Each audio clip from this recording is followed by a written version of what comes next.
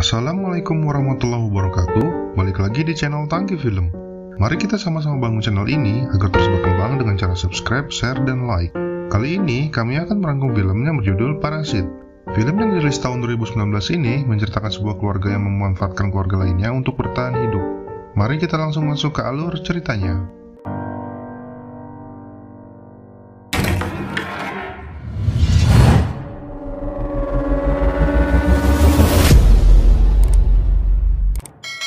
Awal film diperlihatkan ada sebuah keluarga yang sedang mengalami kesulitan keuangan.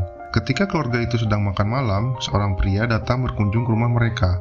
Pria itu teman dari Kevin, anak laki-laki dari keluarga itu. Pria itu berbicara pada Kevin karena Kevin menguasai bahasa Inggris dengan baik. Ia ingin Kevin menggantikan dirinya menjadi guru privat bahasa Inggris untuk seorang gadis yang bernama Daye. Karena pria itu sedang ada urusan ke luar negeri, pria itu mempercayakan Daye pada Kevin. Karena pria itu diam-diam menyukai Daye. Kevin yang memang membutuhkan pekerjaan pun langsung menyanggupinya. Keesokan harinya, Kevin datang berkunjung ke rumah Daye. Kevin lalu bertemu dengan Nyonya Park, ibu dari Daye. Nyonya Park lalu melihat cara Kevin mengajar putrinya pada hari pertama. Kevin pun dengan mahir mengajar Daye dan membuat Nyonya Park cocok dengan metode mengajar Kevin. Kemudian Kevin mendapatkan pembayaran pertamanya. Saat Kevin akan pulang, Dasong mengagetkan mereka dengan mainannya. Nyonya Park mengatakan Dasong adalah anaknya yang hiperaktif dan sulit diatur. Nyonya Park juga memperlihatkan gambar yang dibuat Dasong pada Kevin. Kevin pun memuji gambar Dasong untuk mengambil hati Nyonya Park. Nyonya Park berkata ia sudah banyak mempekerjakan guru seni untuk Dasong, namun semuanya tidak ada yang bertahan lama. Mendengar itu, Kevin mempunyai ide. Kevin mengatakan ia mempunyai teman yang berprofesi di bidang kesenian dan lulusan dari universitas luar negeri ternama. Nyonya Park yang tertarik menyuruh Kevin membawa temannya itu besok. Kevin pun datang membawa temannya, yang ternyata itu adalah Jessica, adik Kevin sendiri. Karena keluarga Kevin sedang kesulitan keuangan, Kevin menyuruh adiknya berpura-pura menjadi guru seni. Kevin memperkenalkan Jessica kepada Nyonya Park, lalu meninggalkan mereka dan naik ke kamar Daye untuk mengajar. Saat di kamar, Daye yang sebelumnya melihat Jessica bertanya pada Kevin, apakah Kevin dan Jessica berpacaran? Kevin yang kaget mendengarnya pun menyangkalnya. Daye menambahkan apakah Kevin tidak tertarik pada Jessica yang cantik. Lalu Kevin merayu Daye dan mengatakan Daye lebih cantik dari Jessica. Daye yang mendengar gombalan Kevin tersipu malu, dan mereka pun... Saat Nyonya Park memperkenalkan Jessica pada Dasong, ia ingin melihat metode belajar yang akan digunakan Jessica untuk mengajar putranya. Namun Jessica berkata ia tidak pernah mengajar dengan adanya orang tua di kamar, dan bersikeras meminta Nyonya Park menunggu di bawah. Nyonya Park yang cemas meminta asistennya untuk mengecek Dasong dengan alasan membawakan minuman. Tapi Jessica sudah lebih dulu selesai mengajar. Terlihat Dasong yang tadinya susah diatur tiba-tiba menurut pada Jessica. Jessica yang hanya sekedarnya belajar kesenian melalui Google menunjukkan gambar Dasong pada Nyonya Park dan berkata ia bisa mengetahui kepribadian Dasong melalui gambar, tapi ia membutuhkan waktu dan membayarannya tidak sedikit karena Jessica ahli di bidang terapi seni. Nyonya Park yang mengetahui Dasong bisa ditangani dengan baik oleh Jessica pun langsung menyetujuinya. Setelahnya, Tuan Park pulang. Mengetahui Jessica baru pertama kali ke rumahnya, Tuan Park menyuruh sopirnya untuk mengantar Jessica pulang karena sudah malam. Dalam perjalanan, Jessica mendapatkan ide. Ia melepas celana dalamnya dan menyembunyikannya di belakang mobil. Jessica yang mempunyai rencana untuk ayahnya, meminta ayahnya untuk mempelajari fitur-fitur mobil mewah. Karena setelah Tuan Park menemukan celana dalam di mobilnya, Tuan Park langsung memecat sopirnya itu. Saat Jessica akan pulang, Nyonya Park memberitahukan sopirnya sudah dipecat. Mendengar itu, Jessica memberikan saran pada Nyonya Park kalau ia punya kenalan sopir yang berpengalaman. Nyonya Park yang sudah mempercayai Jessica pun tertarik. Ayah mereka yang bernama Pak Kim mempelajari fitur-fitur mobil mahal dengan menumpang di showroom. Saat Tuan Park disopiri Pak Kim, ia menyukai Pak Kim karena cara berkendaranya yang halus dan memahami fitur-fitur yang ada pada mobilnya. Kevin dan Jessica yang sudah menyadari cara mendapatkan hati keluarga Park ingin memperkerjakan ibunya untuk menggantikan asisten rumah tangga sebelumnya.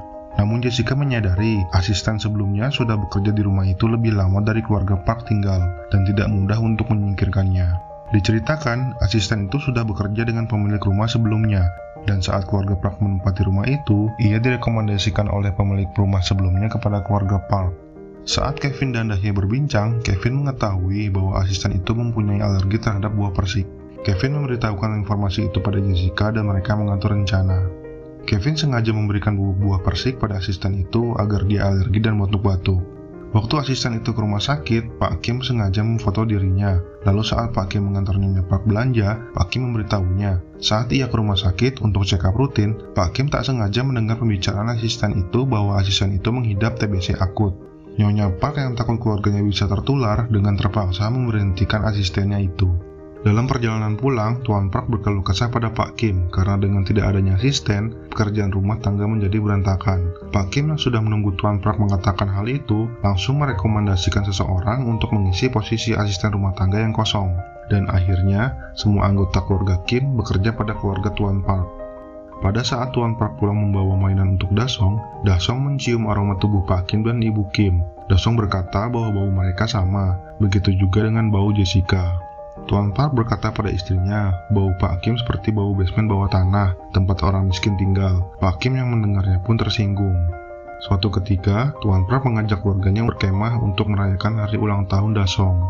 Kesempatan itu pun tidak disia-siakan keluarga Kim untuk bersantai dan menikmati fasilitas yang ada di rumah itu. Mereka berandai-andai bila mana suatu saat menjadi pemilik rumah itu.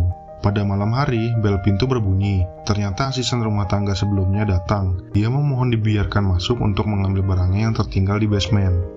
Karena asisten itu tak kunjung kembali dari basement, Ibu Kim mendatanginya. Ibu Kim terkejut melihat asisten itu mendorong lemari besar dan meminta Ibu Kim untuk membantunya. Ternyata di balik lemari ada pintu rahasia. Asisten itu memanggil-manggil seseorang. Ibu Kim yang curiga pun mengikutinya. Ternyata selama ini asisten itu menyembunyikan suaminya di ruang rahasia itu agar terhindar dari kejaran debt collector.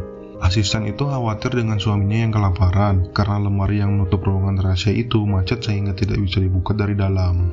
Asisten itu memohon kepada Ibu Kim supaya jangan melaporkannya pada keluarga Park, tapi Ibu Kim mengancam akan melaporkannya ke polisi. Namun sial, Pak Kim dan kedua anaknya terpeleset saat mengupik. Asisten yang curiga mengetahui mereka semua adalah satu keluarga, memfoto mereka dan mengancam akan melaporkannya pada Nyonya Park. Lalu keadaan berbalik menjadi keluarga Kim yang memohon pada asisten itu untuk tidak melapor pada Nyonya Park. Ketika asisten dan suaminya lengah, keluarga Kim berhasil merebut HP asisten itu dan melumpuhkan mereka. Kemudian telepon rumah berdering. Nyonya Park mengabarkan mereka tidak jadi berkemah karena cuaca yang buruk. Keluarga Kim pun langsung membereskan kekacauan yang mereka buat dan menyembunyikan asisten dan suaminya itu di ruang rahasia. Di ruang rahasia, Pak Kim yang sedang sibuk mengurusi suami asisten tak menyadari si asisten sadar dan berlari ke atas. Beruntung Ibu Kim menyadarinya dan menendang asisten itu hingga terjatuh dan membuat kepalanya terbentur dan berdarah. Lalu Pak Kim membawa asisten itu kembali ke ruang rahasia. Pak Kim yang sedang menyeret tubuh wanita itu dikagetkan dengan tingkah suami asisten yang sedang membenturkan kepalanya ke saklar lampu dan berkata ia sedang mengirim kode Morse pada Dasong karena Dasong pernah mengikuti kegiatan pramuka dan akan memahaminya. Pak Kim segera mencegahnya dan mengikat pria itu. Singkat cerita, Pak Kim, Kevin, dan Jessica berhasil keluar dari rumah itu dan kembali ke rumah mereka. Namun karena hujan yang sangat lebat, rumah mereka pun kebanjiran dan mereka terpaksa tidur di penampungan. Keesokan paginya, Nyonya Park menelpon Jessica dan menyuruhnya datang ke rumah karena keluarga mereka mengadakan acara ulang tahunnya Dasong. Daya yang mendengar itu juga meminta ibunya untuk mengundang Kevin. Nyonya Park juga meminta Pak Kim untuk mengantarnya berbelanja. Dalam perjalanan pulang, Nyonya Park yang sedang berbicara dengan temannya di telepon tak sengaja mencium aroma tubuh Pak Kim dan membuka jendela. Hal itu membuat Pak Kim kembali tersinggung. Kevin datang ke sana dengan membawa batu sebagai senjata. Ia ingin menghabisi pasangan asisten yang terkunci di ruangan rahasia agar rahasia keluarganya aman dan mereka tetap bisa bekerja pada keluarga Park. Namun karena batu yang ia bawa berat, ia tak sengaja menjatuhkannya. Saat Kevin mengambil batu itu, tiba-tiba suami asisten mencekiknya dengan tali dan menyeretnya. Kevin mencoba melawan dan kabur, tapi karena tali yang mengikat lehernya panjang, ia tidak berhasil kabur dan pria itu memukul Kevin. Dan pria itu naik ke atas dengan membawa pisau. Di acara ulang tahun, Tuan Park menyuruh Pak Kim mengenakan pakaian suku Indian untuk memberikan kejutan pada Dasong. Tapi Pak Kim terlihat tidak menyukainya dan berkata sinis pada Tuan Park. Tuan Park mengingatkan, Pak Kim sudah dibayar lebih dan anggap itu sebagai bagian dari pekerjaannya. Saat Jessica membawa kue ulang tahun, tiba-tiba Jessica diserang pria itu. Ibu Kim yang melihat anaknya terluka segera menolongnya dan bertarung dengan pria itu. Pak Kim yang sedang mengecek keadaan putrinya diteriaki Tuan Park untuk melemparkan kunci mobil karena Dasong pingsan dan mau membawanya ke rumah sakit. Tapi kunci itu terjatuh di dekat tubuh pria yang sedang menyerang Ibu Kim. Beruntung, Ibu Kim dapat melumpuhkan pria itu. Pada saat Tuan Park mengambil kunci mobilnya di dekat pria itu, ia menutup hidungnya karena tidak tahan dengan aroma basement yang menyengat karena pria itu sudah berada lama di dalam basement. Pak Kim yang melihat itu pun tersulut emosinya karena sebelumnya Tuan Park pernah menyinggung bau badan Pak Kim. Dengan spontan, Pak Kim mengambil pisau dan membunuhnya, lalu Pak Kim kabur dan menghilang. Setelah tragedi itu, Kevin yang dibawa ke rumah sakit berhasil selamat, namun tidak dengan Jessica. Kevin dan ibunya mendapatkan hukuman karena penipuan yang mereka lakukan terhadap keluarga Park. Setelah bebas, Kevin yang mencari keberadaan ayahnya mengamati situasi rumah keluarga Park. Kevin melihat lampu di rumahnya itu berkedip-kedip. Kevin yang dulunya anggota pramuka menyadari kalau itu adalah kode Morse dan mencatatnya. Setelah Kevin menerjemahkan kode itu, ia mengetahui bahwa itu adalah pesan dari ayahnya. Ayahnya menyampaikan, ia selama ini bersembunyi di ruang rahasia di rumah itu, karena ia adalah buronan dan mengatakan keadaannya baik-baik saja, karena rumah itu sudah ditempati penghuni baru. Pak Kim juga berkata, ia juga sudah menguburkan mayat asisten yang sebelumnya tak sengaja Ibu Kim bunuh. Mengetahui ayahnya masih hidup, Kevin bertekad akan bekerja keras untuk mengumpulkan uang. Setelah sukses, Kevin akhirnya membeli rumah itu dan membawa ibunya ke sana. Dan akhirnya, keluarga Kim pun bisa bersatu kembali di rumah itu sebagai pemilik rumah, walaupun tanpa Jessica. Dan film pun selesai. Terima kasih telah menonton video ini, semoga terhibur, dan sampai jumpa lagi di video selanjutnya. Wassalamualaikum warahmatullahi wabarakatuh.